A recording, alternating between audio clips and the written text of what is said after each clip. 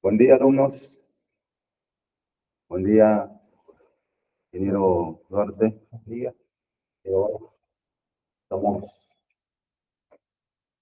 poco hoy como está lo previsto por la mesa de mañana, pero igualmente vamos a ver una clase de análisis de precios, donde ustedes están observando en pantalla la lista básica de componentes de este importante rubro de lo que tiene que ver con cotización de obras, o sea, la estructura que se debe analizar en cuanto a precios.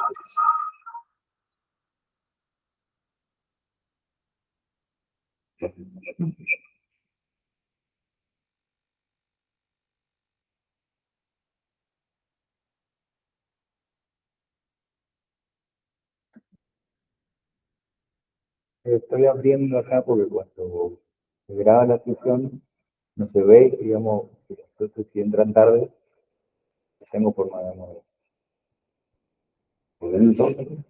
¿En pausa? Ahí se transmite.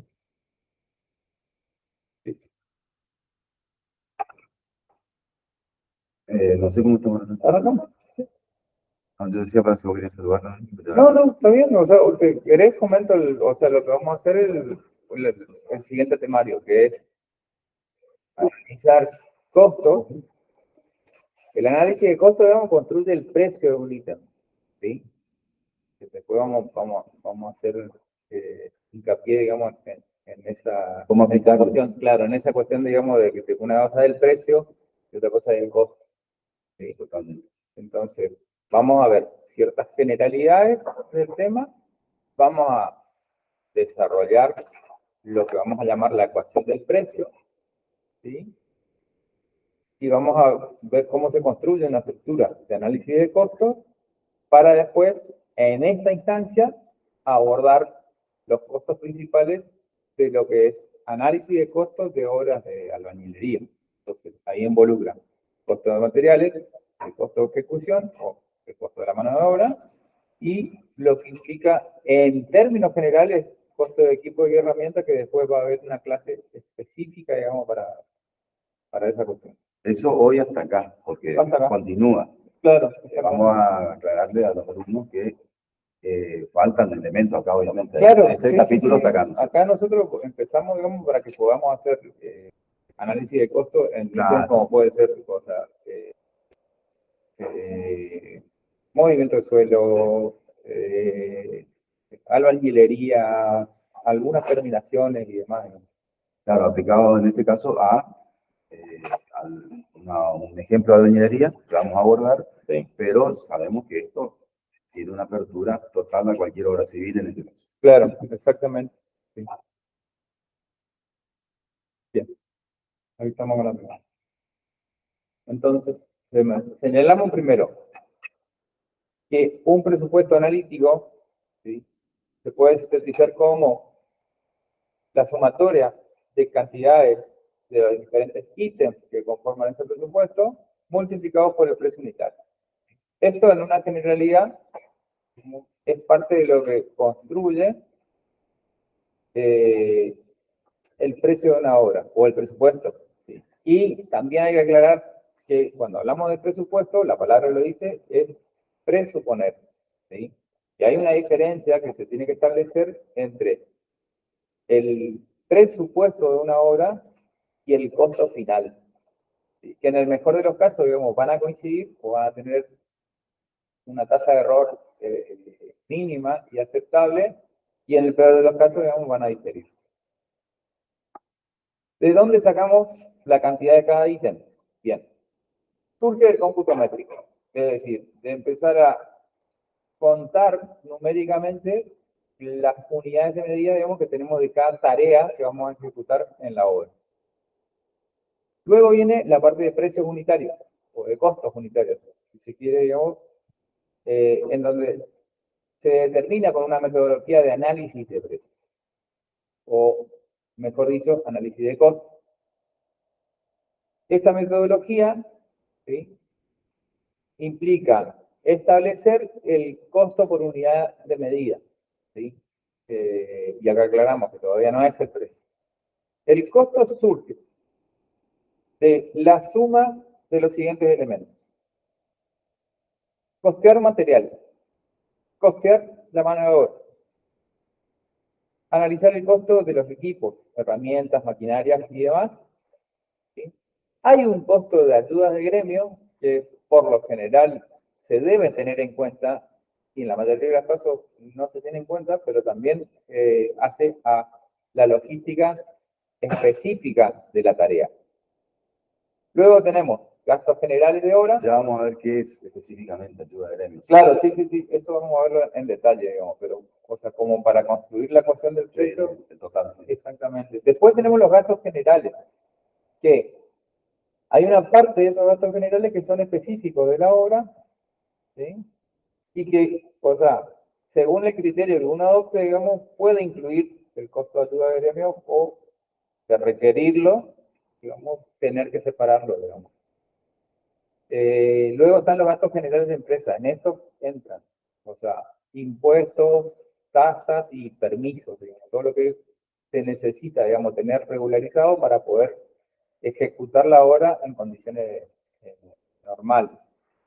Y por último está el beneficio de obra, que también vamos a hacer algunas aclaraciones alrededor de esa cuestión del beneficio, digamos, como para entender, digamos, de qué va la estructura de costos.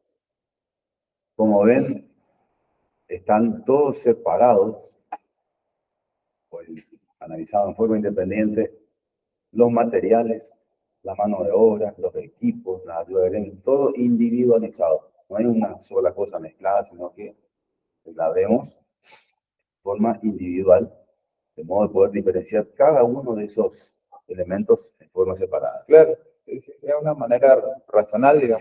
Sí, de ordenada. Exactamente. Bien, entonces, la determinación de un precio se puede expresar con la siguiente ecuación. El costo directo, que implica los ítems, materiales, mano de obra, equipos, herramientas y ayudas de gremio. Luego tenemos el costo indirecto, ¿sí? Entonces tenemos los gastos generales de obra y gastos generales de empresa. Dentro de este costo indirecto podría llegar a decidirse incluir el costo de ayuda de gremios, ¿sí? Claramente, digamos, si se hace parte del costo indirecto, digamos, o sea, no se lo contempla en el costo directo, ¿sí? Por lo general, ¿qué puede pasar? Digo, que la ayuda de gremio ya esté prediseñada o esté predeterminada y entonces se pueda agregar al costo directo, digamos, porque es algo, digamos, que es correctamente dimensionable. Hay situaciones en donde eso no va a ser así y quizás convenga, digamos, que el costo de ayuda de gremio, digamos, forme parte del costo indirecto, digamos, porque es una variable, digamos, que es compleja, digamos, de darle dimensión. Es un terreno bastante espinoso, por llamarlo de alguna forma, porque tiene mucho que ver con el criterio de la empresa y con el tipo de obra. Claro. Eso hace que estratégicamente la dirección de la empresa, no estoy hablando de la obra, sino la dirección de la empresa, la cabeza organizativa, se decida por un tipo de análisis u otro en cuanto a la ayuda de gremio. Si lo van a ubicar como forma directa o indirecta, por la incidencia que tiene justamente, que puede llegar a ser intrascendente o muy importante. Sí, yo me imagino que el caso en donde incluiríamos, o en donde sería razonable incluir el costo de ayuda de gremio dentro del costo directo, sería el caso en donde, o sea, la empresa venga desarrollando ese tipo de obra, digamos, de manera frecuente. Entonces vos tenés experiencia y datos de campo, digamos, como para incluir ese costo de ayuda de gremios dentro de los costos directos, porque ya se sabe que ya se sabe qué va a pasar. Entonces, de alguna manera, o sea, creo que la definición del costo de ayuda de gremios depende de esa pretensión. Por ejemplo, uno subcontrata. Exacto. Se subcontrata un determinado rubro. Sí, lo va a hacer siempre esa empresa, como digo, justamente, ahí viene vale el ejemplo. claro. Entonces siempre trabajan con la misma empresa que le pone internet. Entonces, por ejemplo, claro, ese contrato, digamos, ya establece, digamos, Claro. cuáles son las prestaciones, digamos, que le corresponde a cada parte. Por lo general, cuando no hay subcontrato, cuando la obra, digamos, es la primera experiencia, digamos, para el emprendimiento, para la empresa, quizás convenga, digamos, que el costo de ayuda del INE, digamos, forme parte del costo indirecto. Bueno, cuando sumamos el costo de materiales, mano de obra, ayudas a gremios, gastos generales, tanto de obra como de empresa, y el beneficio, obtenemos el precio unitario del INE. ¿Sí? Es decir, que si intento hacer una clasificación más gruesa, el precio del ítem se compone del costo directo más el costo indirecto y el beneficio. ¿Sí? Costos directos son aquellos que están directamente relacionados con la producción, ¿sí? Por eso aparecen materiales y mano de obra utilizados en la ejecución de la tarea.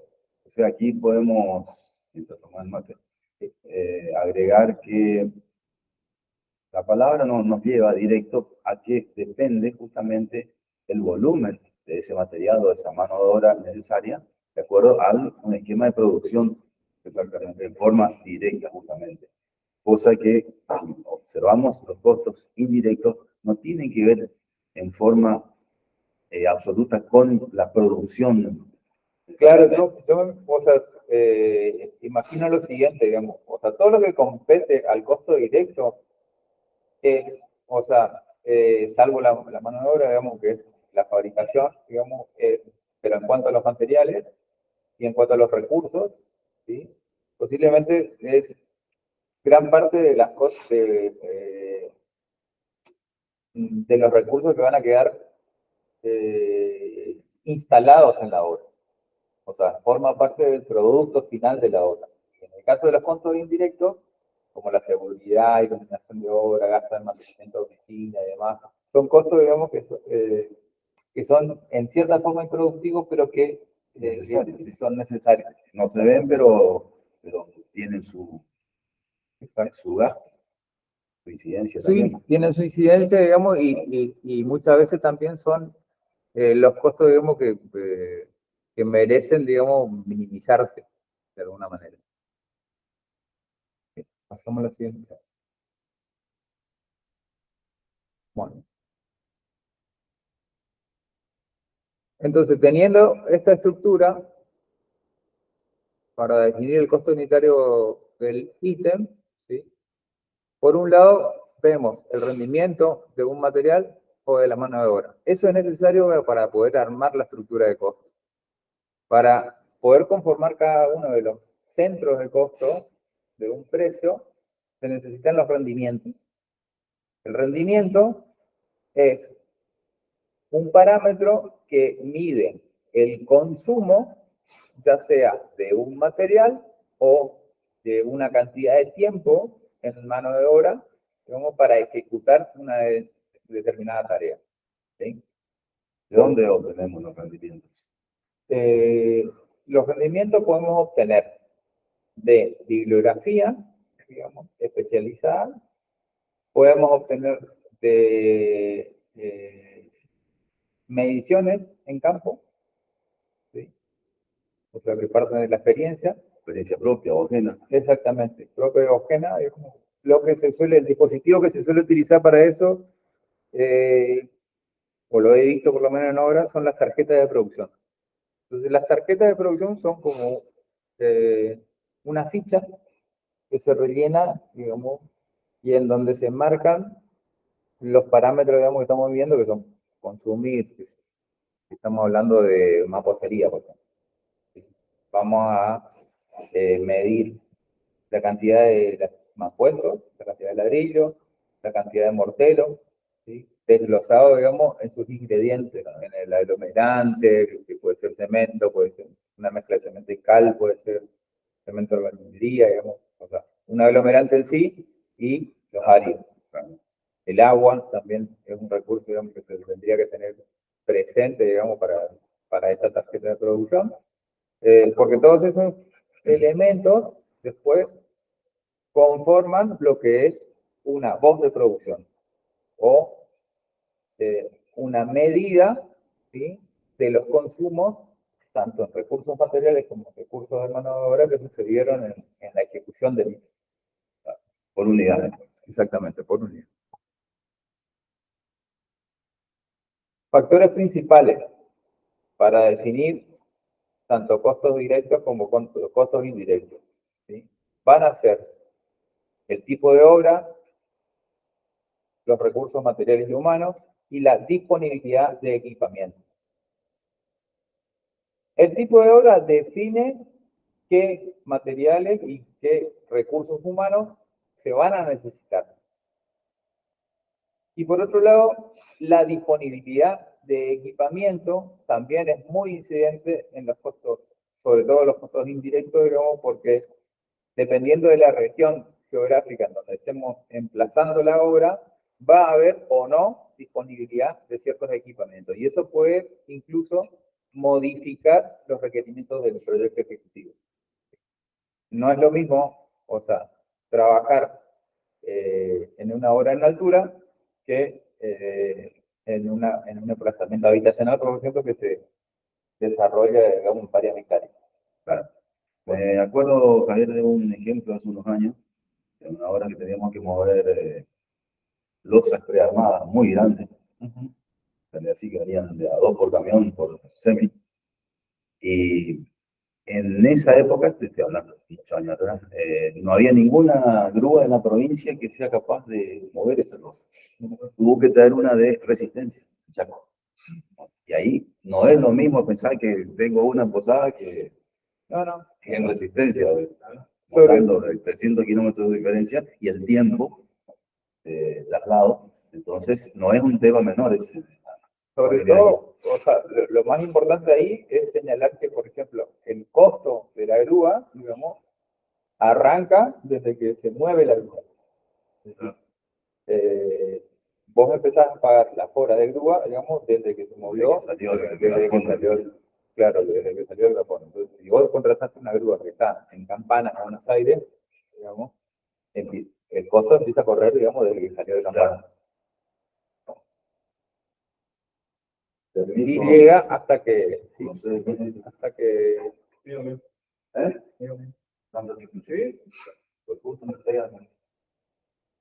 y dura hasta la finalización de la tarea. Bueno, cuando terminé de contabilizar, digamos, obtengo un subtotal de costos directos más costos indirectos. ¿Y cuáles son los aspectos importantes acá? O algunos aspectos importantes a señalar.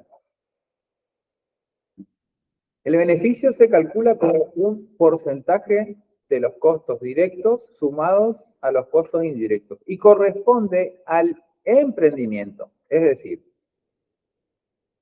y esto vale la aclaración, digamos, para empresas unipersonales, ¿sí? Cuando yo defino el beneficio, que es un porcentaje que andará entre 5, 10, 15%, ¿sí?, es el beneficio que le corresponde al emprendimiento. No le corresponde, en el caso de la empresa unipersonal, al profesional. ¿Dónde va el honorario profesional?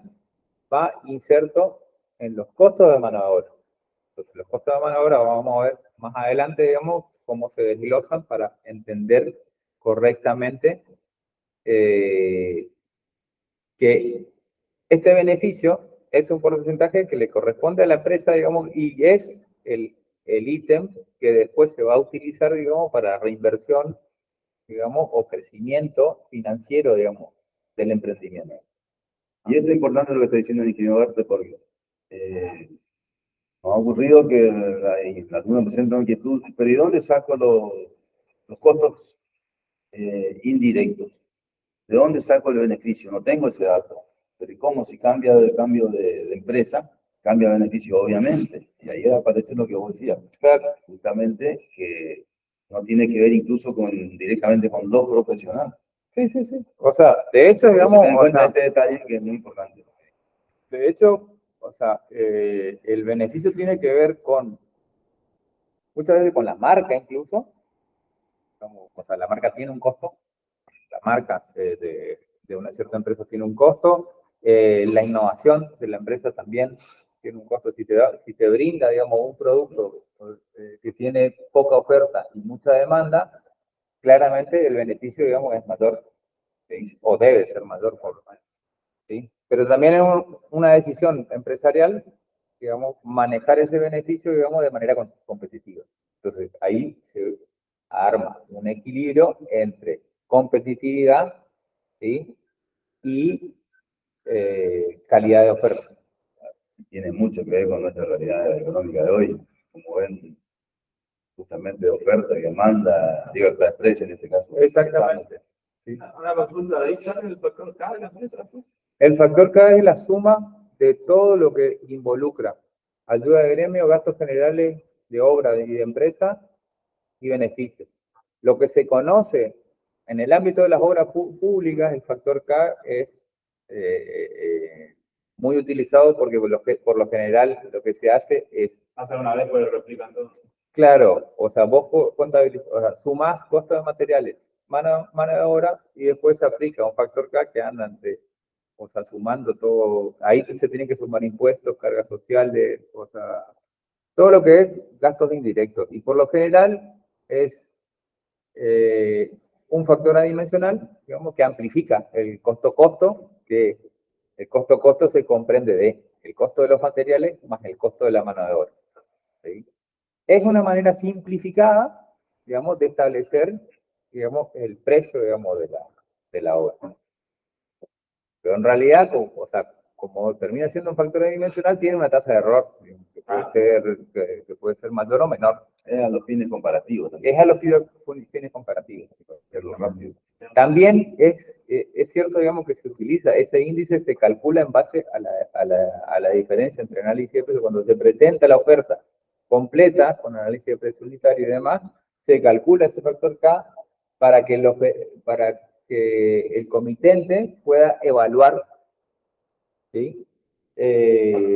Porque claramente diferentes empresas van a tener diferente valor de factor K. Entonces, si yo asumo el papel de comitente, quiero evaluar, digamos, o sea, quién tiene mayores costos indirectos, ¿sí? A igual oferta, digamos, o sea, quien tenga mayores costos indirectos, digamos, va a tener un presupuesto más elevado, ¿sí?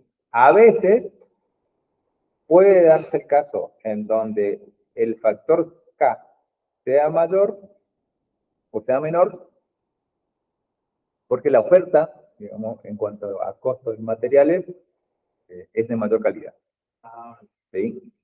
O, por ejemplo, la disponibilidad de equipamiento, digamos, hace que los plazos de ejecución se reduzcan, ¿sí? Y entonces ahí empiezan a verse diferentes situaciones. Eso se ve, por ejemplo, más rápidamente en una famosa empresa viales tradicional. Claro.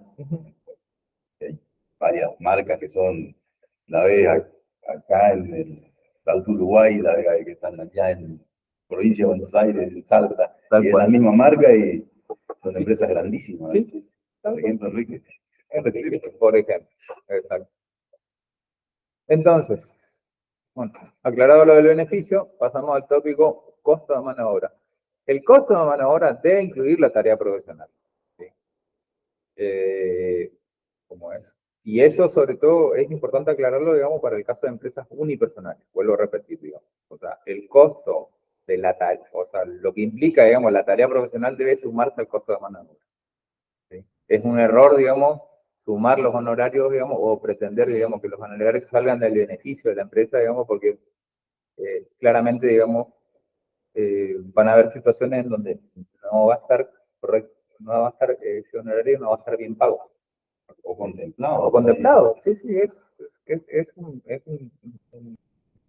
una unidad de costo, o sea, que no hay. Que va a los costos directos.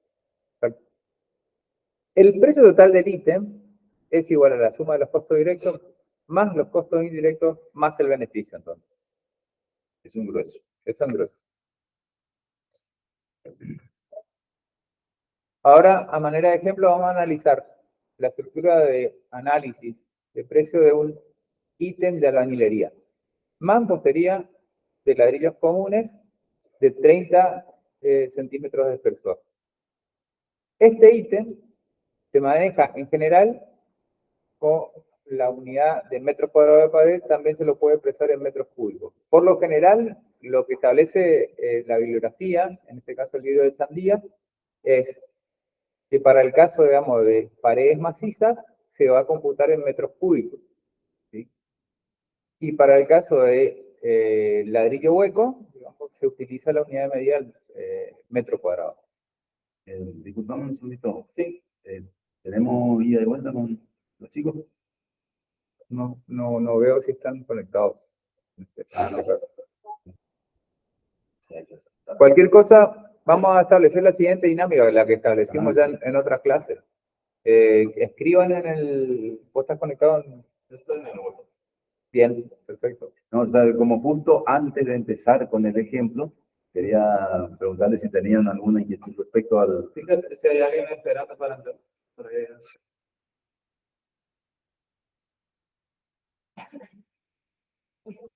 No sé si puede leer el resultado. Por ahí quería...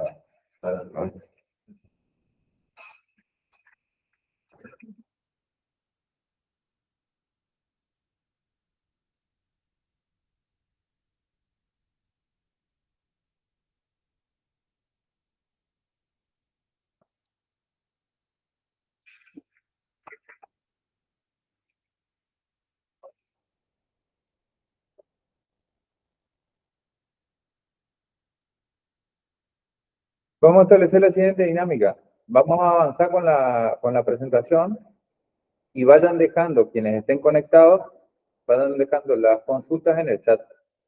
Y podemos hacer dos opciones. Si Matías se conecta en el chat, va atendiendo va repasando. O si no, al final de la presentación, digamos, o sea, hacemos una lectura de las consultas y revisamos. Sí, okay.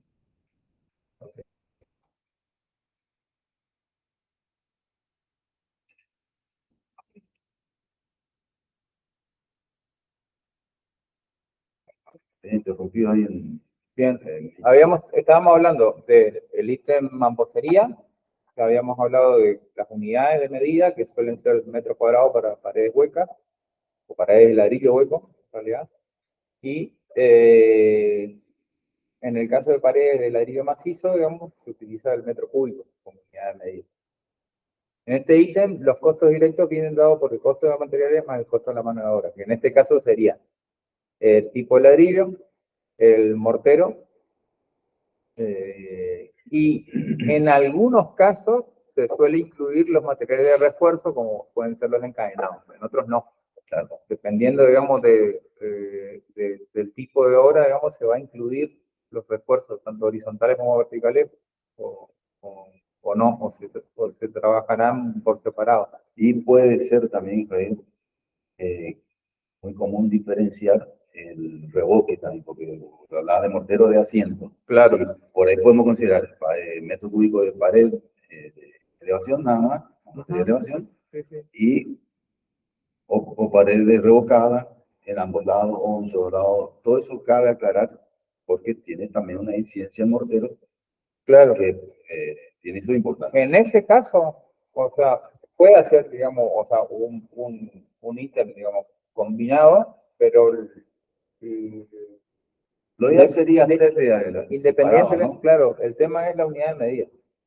Que si vamos a combinar mampostería con revoque, por más que sea pared maciza, lo que conviene es trabajar todo en unidades de metro cuadrado. Claro, el global después. Exactamente. Sí. Sobre todo. Ten cuidado con esto. Eso también, eso es importante. ¿Por qué es importante, digamos, prestar atención acá? Porque así como cambian las unidades de medida, cambian los consumos, es decir, los rendimientos, los factores de rendimiento van a ser diferentes. Entonces, si yo tengo bibliografía que me brinda datos de consumo de materiales en una pared de ladrillo macizo, ¿sí? Y esos rendimientos están establecidos en unidades de metro cúbico, o sea, están en unidades medidas por cada metro cúbico de pared.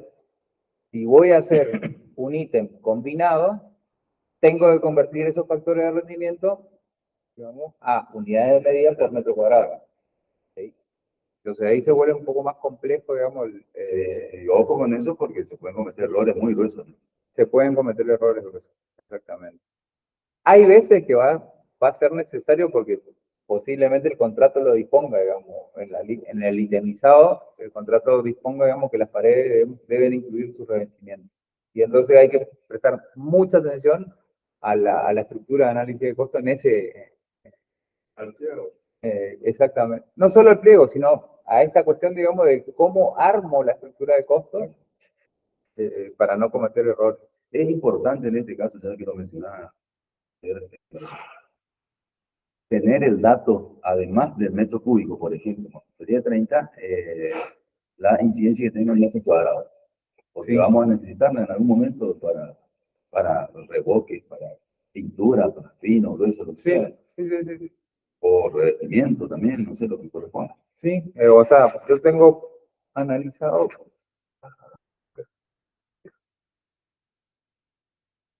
quiero recordar, pero más o menos entre 50 y 60 ladrillos son los que se consumen para una pared de 15, el ladrillo macizo, Sí. y eso pasa a ser 120 cuando la pared es de 30.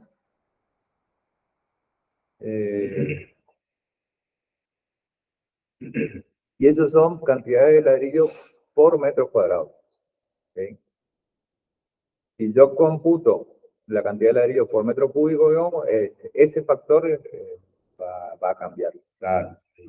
Ya vamos a 3,3, en fin, depende de la... Exacto. Bien. Se puede considerar el costo de equipos, ¿sí?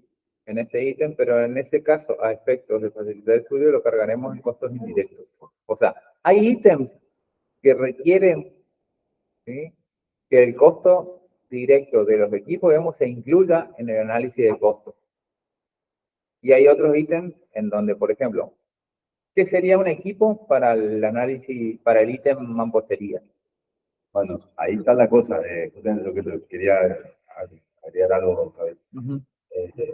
Estamos analizando un rubro ahora de mampostería. Uno lo primero que piensa en equipo, es piensa en una máquina abierta. No es solo una máquina abierta. Estamos hablando de un equipo, todo solo un equipo de una aplicación específica, que no tiene probablemente nada que ver acá con esto, con mampostería.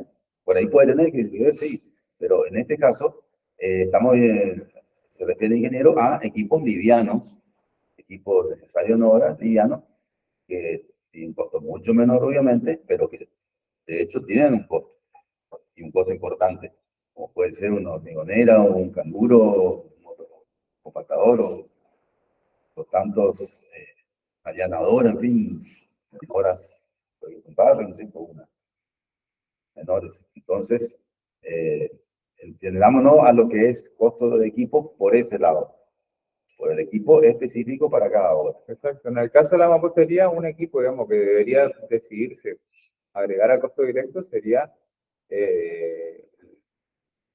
tronco, digamos, o sea, la mezcladora para hormigón. Al igual que las herramientas. Al igual que las herramientas, exactamente, que tenés herramientas y tenés insumos. Entonces, por ejemplo, herramientas, ¿cuáles serían? Balde, cuchara, Nivel, plomada. nivel, plomada, ¿sí? Se usan reglas. O sea, habíamos visto en construcción de edificios que se utilizan reglas, pero la regla no es una herramienta, es un insumo, porque se consume. ¿Sí? Entonces, hay que hacer la diferencia entre herramientas e insumos, ¿no? Claramente, digamos, desde el punto de vista de que... Sí, al igual que el hilo... el hilo, claro, la atanza, exactamente. Esos son, o sea, eso habría que incluirlos en el costo de insumos, ¿sí? Porque es algo que se consume que tiene tiene una vida útil dentro de su uso, ¿sí? o por lo menos. Esa sería la diferencia, Gabriel. La diferencia es exactamente en términos cuantitativos, ¿sí? Está en la vida útil que tiene el elemento, digamos. O sea, una cuchara también podría considerarse como un insumo, digamos, pero su vida útil trasciende, digamos. Debería ser mayor que de construir la pared. Exactamente. Una manguera también. Pero bueno, pues, por eso, ¿entendés? O sea, Depende de cómo sea. como no hay metodología normalizada en ese sentido, uno tiene la libertad de decir, bueno, baldes y cuchara, por ejemplo, pues fíjate que naturalmente recién yo pensé en baldes y cuchara, digamos, como herramienta. En realidad deberían considerarse como insumo.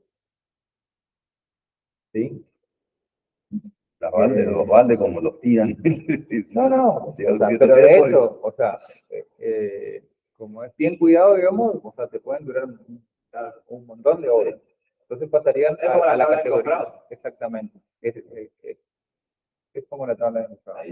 El tema es que si no lo tenés presente, vas a terminar consumiendo parte del beneficio de la obra en reponer esas cosas. En reponer esas cosas, exactamente. Bueno, eso también. O un sobreprecio que terminas perdiendo la obra por eso. Digamos. Eso también, o sea, el beneficio, digamos, o sea,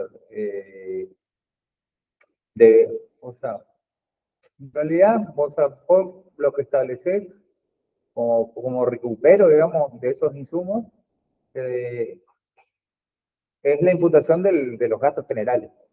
O sea, deberían estar dentro de los gastos generales de obra.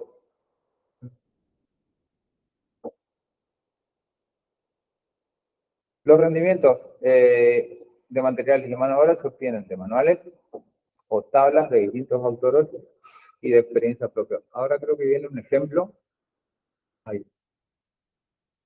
Ahí tenemos un ejemplo de cómo construir la estructura de un análisis de precios. Entonces tenemos la primera tabla, que es de materiales, donde se hace una descripción del tipo de material. Observen que una pared mampostería en elevación de 0,30, pero medida en metros cuadrados. Ojo, como ven que vamos cambiando, por ahí depende del análisis, o metro cúbico o metro cuadrado. Esta planilla está en metros cuadrados. Exacto. Y entonces se consumen 104 ladrillos por metro cuadrado de pared, 114 litros de arena, ¿sí? Que serían un poco más de una décima de metro cúbico por metro cuadrado de pared. En términos de cal hidráulica, ¿sí? Se consumen 25, casi 26 kilos por metro cuadrado, casi 6 kilos de cemento por metro cuadrado de pared. Luego se establece el costo de la unidad del material.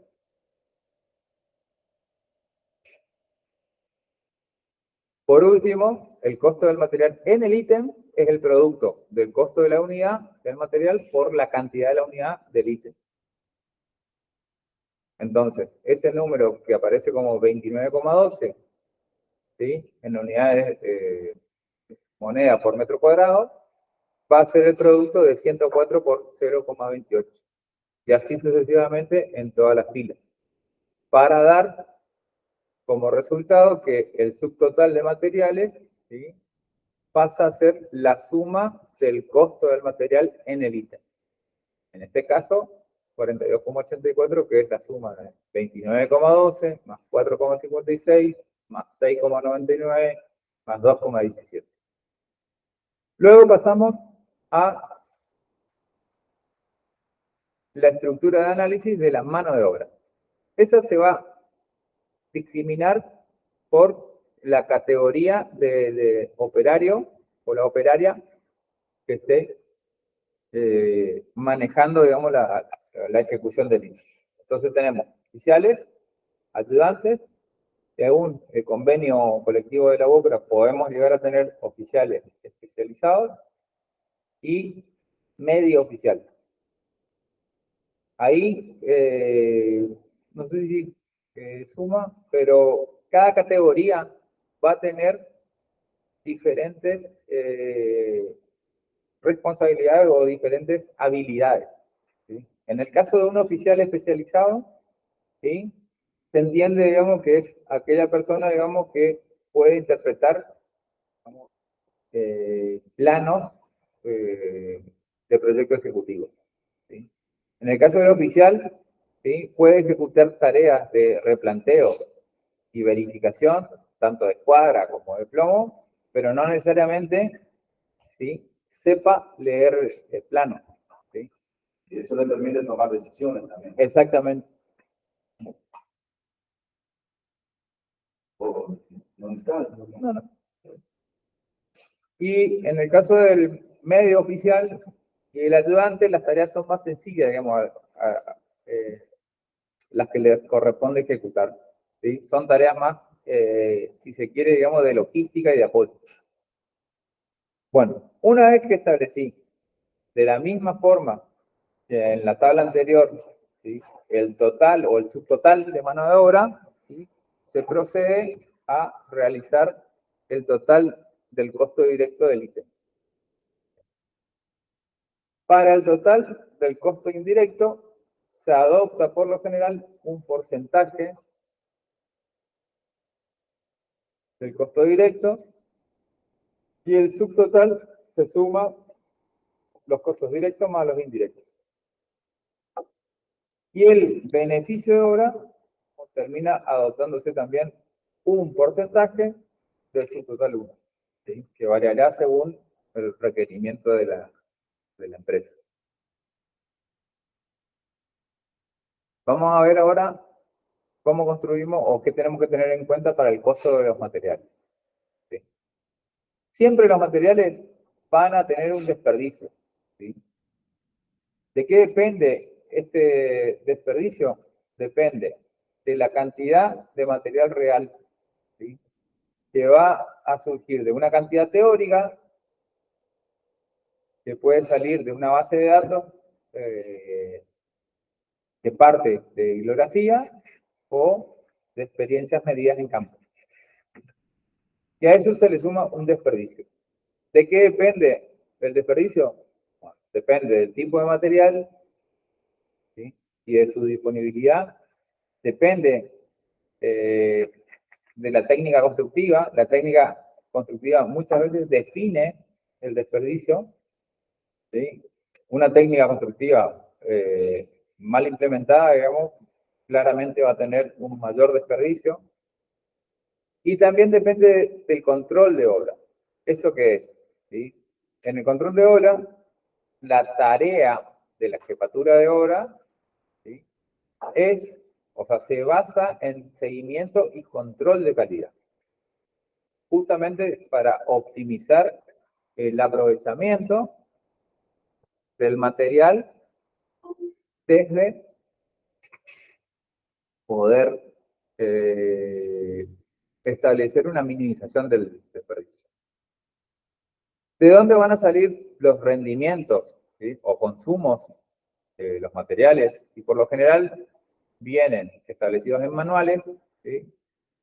Los cuales en algunos casos ya pueden contemplar el desperdicio, ¿sí? O pueden surgir de mediciones en campo, en donde esta práctica se recomienda, digamos, mantenerla actualizada, ¿sí? O agregarla a la base de datos de la bibliografía básica, porque muchas veces pasa que cuando vamos a buscar datos en la bibliografía está enfocada en un caso geográfico, digamos, particular. ¿Sí? Entonces, no es lo mismo, por ejemplo, los áridos que se utilizan en la zona centro de Argentina que los áridos que se utilizan en la zona litoral. En Misiones se utilizan los basaltos. En Córdoba se utiliza otro tipo de cantos rodados. cantos rodados, exactamente. Entonces, esas cuestiones, digamos, van a empezar a ser finamente diferentes. Bueno, los precios, ¿de dónde se obtienen los precios? ¿Sí? Se obtienen en primer lugar de consultas a proveedores y deben contemplar su ubicación geográfica, ¿sí? ya que debe considerarse el material al pie de obra, esto es, material puesto, ¿sí?, en el lugar de emplazamiento de la obra. Y esto hace aparecer, digamos, un costo dentro de los materiales que es el flete, el costo de logística. Lo que cuesta traer la bolsa de cemento desde Córdoba hasta Misiones, por ejemplo, ¿sí?, o desde Olavarría hasta Misiones. Entonces, ¿qué incide sobre el precio de un material? El transporte del material. La carga y la descarga del material, ahí aparece otra vez este enfoque o este concepto de ayuda de gremios, porque muchas veces la carga y descarga del material se va a realizar a través de una ayuda de gremios, ¿sí? Entonces, muchas veces, digamos, eso se desglosa por separado de los costos directos, o a veces se lo incluye. O a veces queda incluido, digamos, o sea, de manera implícita. Claro. Un ejemplo muy simple que se me ocurrió, uno compra un horno de ladrillo, te dice, camionero, sí, yo te hago el flete, pero yo no pongo a la gente para que lo cargue y lo descargue. Claro. Ahí tenés una pequeña ayuda de gremio. Ahí tenés una pequeña ayuda de gremio y fíjate la cantidad de condicionante que puede aparecer, digamos, porque cómo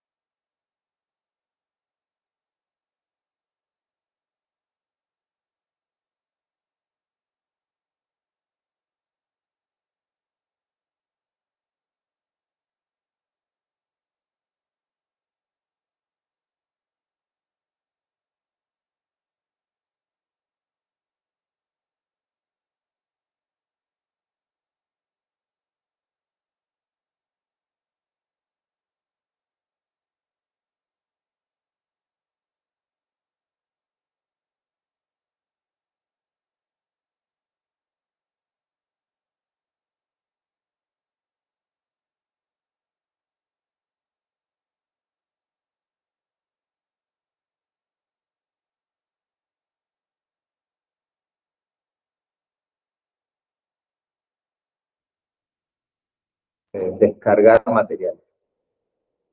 Luego, sobre el precio de un material también incide los seguros y los depósitos. Sobre todo en el caso de los seguros, digamos, o sea, puede ser importante, digamos, cuando estemos trasladando material Delicado, por ejemplo. delicado, exactamente. El depósito también forma parte del precio de un material porque, o sea, el espacio, digamos, en donde vamos a copiar ese material, digamos, tiene que estar acorde no solamente al material, sino al tipo de obra. Entonces, para determinado tipo de obra, digamos, van a funcionar ciertos tamaños de obrador, digamos, que van a ser insuficientes para otras obras más grandes.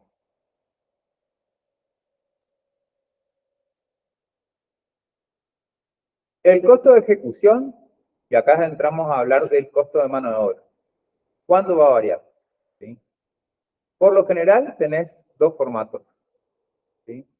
La ejecución se hace con personal empleado por la empresa o el trabajo es tercerizado o subcontratado. Acá, para establecer claridad en la diferencia, está en quién asume las cargas sociales y los gastos fijos. En el primer caso, la empresa absorbe las cargas sociales y los gastos fijos que involucran, digamos, poner en movimiento ese personal registrado. ¿Sí? En el caso de subcontrato, el subcontratista, digamos, se hará cargo de las cargas sociales y los gastos fijos. Y esto es muy importante. Cuando haya subcontratos en obra, tiene que haber una secuencia y una dinámica de actualización de los papeles de registro de las personas, sobre todo al momento, digamos, de desembolsar los certificados. ¿Por qué? Supongamos, o sea, que estamos ejecutando un barrio de vivienda. Y entonces, el ítem veredas perimetrales, por ejemplo, se subcontrató. Entonces hay un equipo de 5 o 6 personas, digamos, que se encarga de hacer todas las veredas, digamos, en las diferentes manzanas del barrio. ¿Sí? Llega el momento del certificado, ¿sí? Se pagan los certificados, o sea, se miden la cantidad de metros cuadrados de veredas que se ejecutaron, ¿sí? Y en algún momento llega una carta de documento, digamos, de un reclamo, digamos, laboral. Es decir, una persona que está reclamando, digamos, o sea, que no está trabajando en forma registrada, ¿sí? Y que pertenece al subcontrato, a la empresa subcontratista. ¿Sí? La empresa contratista, en ese caso, legalmente es deudora solidaria. Es decir, responde en forma solidaria, digamos, a la falta, digamos, incurrida por el subcontrato. ¿Sí? Entonces, cuando se trabaja con subcontratos, ¿sí? Si bien, digamos, las cargas sociales y los gastos fijos van a ser asumidos por el subcontratista, digamos, tiene que haber un registro formal de que asumió esos costos. Eso requiere ya un control prolijo por parte de la contratista principal. Es parte, claro, es parte del control de gestión. Claro, control de gestión para evitar justamente ese tipo de situaciones. Exactamente. ¿Cómo establezco cuando estoy en el caso de ejecución con personal propio de la empresa? ¿Sí? La incidencia de la mano de obra va a ser las horas de ejecución en producto por el costo de hora de ejecución. ¿Sí? Esto hace al rendimiento. ¿Sí? Luego vamos a hacer un análisis sobre la desagregación del costo horario y de las categorías de mano de obra utilizadas en la construcción. La mano de obra por contrato, por lo general, ¿sí? Se realiza a destajo, ¿sí? O como vulgarmente se dice, por tanto. Entonces, es un costo de ejecución de la unidad de medida, entonces, por metro cuadrado de pared, por metro cuadrado de reborde. Acá, lo que es importante resaltar es el control de calidad. En el caso anterior, lo que es importante controlar es el rendimiento. ¿Sí? Son dos situaciones diferentes en donde en una me encargo como gestor, digamos, o como controlador de la gestión, digamos, de asegurar un rendimiento. ¿Sí? Porque en ese caso, digamos, como se paga por hora, hay que tratar, digamos, de que cubierta la parte de seguridad, digamos, la obra se ejecute en el menor tiempo posible para poder minimizar el costo. En cambio, cuando la mano de obra se resuelve por contrato, por subcontrato, ¿sí? El subcontrato o el subcontratista, digamos, intenta realizar el ítem en el menor tiempo posible. Entonces, el rendimiento está cubierto. Lo que hay que cubrir en ese caso es el control de calidad. Porque muchas veces, y en esto es muy importante, digamos, que esté correctamente elaborado el pliego de especificaciones. Porque lo que no se anotó en el pliego no se va a cumplir en la obra y eso puede traer problemas de calidad.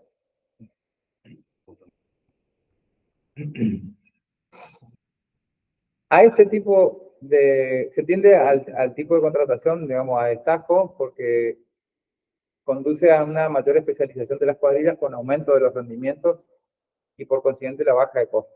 Pero, volvemos a recalcar, en ese caso es importante el control de calidad. Costo de equipo. Es el grupo de maquinarias, herramientas o cualquier elemento que ayude en la tarea al operario, ¿sí? O ciertamente lo reemplace, digamos, aumentando la productividad y disminuyendo los costos. Este equipo, ¿sí?, puede ser alquilado o propio. Y en el caso de los equipos alquilados, el coste de utilización surge de inmediato y puede venir dado por un costo horario del equipo o un costo por unidad de medida del ítem. Esos son los dos formatos, digamos, por ejemplo. Es usual que cuando se hace movimiento de suelo se puedan contratar camiones, digamos, para trasladar el suelo por hora o por cantidad de viajes, o por viajes, y eso tendrá un costo. Por lo general, digamos, deberían ser equivalentes o compatibles. En el peor de los casos deberían ser compatibles, ¿sí? Porque suele haber diferencias, digamos, en esa cuestión. ¿Sí? Sobre todo, digamos, cuando se contratan costo por unidad de ítem, ¿sí? Donde ahí, o sea, lo que se puede llegar a disparar es el gasto indirecto, ¿sí?, y el gasto general, digamos, del subcontratista. Sobre todo también el beneficio, digamos. Sí, ya manejan, ¿no?, unos precios propios. Manejan precios propios. Y ahí se complica. Sí, sí, exactamente. Pero en cualquiera de los casos, digamos, hay un control de gestión que involucra, digamos, o sea, medir las horas de trabajo del equipo, las horas genuinas de trabajo, y ahí también hay todo un universo, digamos, que es bastante complejo, ¿sí? O medir la cantidad de unidades del ítem, digamos, que se completaron.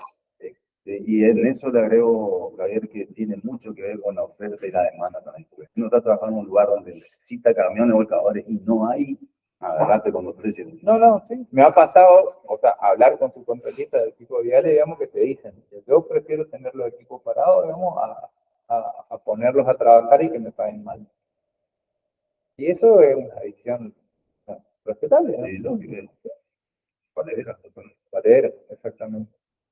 Bueno, la opción a utilizar por la empresa depende de qué, de la situación en particular, y corresponde analizar la situación de mercado en ese momento, es decir, la posibilidad de alquiler de un determinado equipo y su costo, o la capacidad de la empresa para comprarle equipo y la conveniencia de esta compra, ¿sí? Tiene que ver los recursos que la empresa tenga disponibles, o sea, el beneficio que pueda obtener de esa compra. Por lo general, ¿cuánto compraríamos un equipo? Cuando sabemos, digamos, que ese equipo, digamos, va a producir, se va a amortizar, digamos, y va a cubrir su depreciación. Por lo general, digamos, si vamos a requerir un equipo para una tarea puntual, digamos, que no sabemos si se va a volver a repetir en la vida de la empresa, digamos, y eso se termina tercerizando. Eh, mucho más expeditiva y práctica y conveniente. Bueno, el equipo propio. El equipo propio conduce a los siguientes costos, y esto se va a analizar exhaustivamente en otro capítulo. Amortizar el equipo, cubrir su costo financiero y cubrir sus costos operativos. Distintos tipos de equipos se pueden distinguir. Por ejemplo, maquinaria de preparación, ¿sí? Se consume un costo mensual afectando a gastos generales de la obra. Vehículos, mezcladoras, andamios. Maquinarias de rendimiento, ¿sí? Se realizan análisis de costo horario con afectación al costo directo. Por ejemplo, tractores, excavadoras, topadoras. Y después tenemos los equipos para medios auxiliares, que son elementos de menor valor que en general se amortizan en la obra y se los trata dentro de los gastos generales de la obra. Por ejemplo, herramientas menores, algunos insumibles, que son insumos. Lo que hablamos hace un rato. Lo que hablamos hace un rato. Bueno, la próxima, en otras clases vamos a ver lo que corresponde a estructura de un presupuesto. Por acá ya finalizamos. Bueno, hasta acá entonces el análisis de precio y costo, entonces, cómo surge, forma que está separado, materiales, mano de obra, gastos generales de la obra, gastos generales de la empresa y ayuda de gremio cuando corresponda y el beneficio, lo que estuve pidiendo recién el ingeniero Eduardo.